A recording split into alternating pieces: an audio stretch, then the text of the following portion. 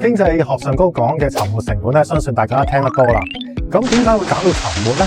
就係我哋將之前做錯咗嘅事咧，勉強咁用金錢同埋時間去彌補喎。咁越係執着，就越係唔捨得放棄。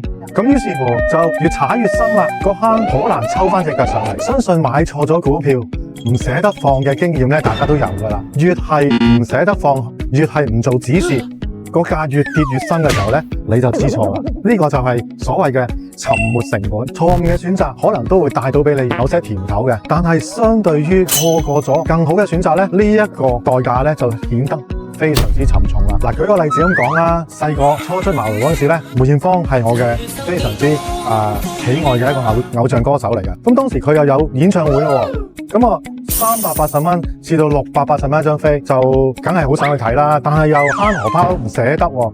咁於是乎咧，就退而求其次啦，買隻 CD 咯。當時係興都係 CD 啊、藍光碟啊咁樣，一樣可以睇到佢精彩嘅表演㗎。咁於是乎咧，真係成個梅艷芳嘅所有演唱會咧，我都用咗呢樣嘢去處理，就真係冇入場去睇過佢嘅表演。好啦，直至知道佢係可能係最後一場演唱會啦，咁就一定要去買飛支持啦，或者係感受下現場嘅氣氛啦。但係誰不知根本就買唔到。我想講嘅咧就係成本代價，因為你一係就睇現場，一係就睇 CD。我買咗 CD 或者藍光碟睇完咗之後咧，我就唔會再有個衝動去睇現場啦。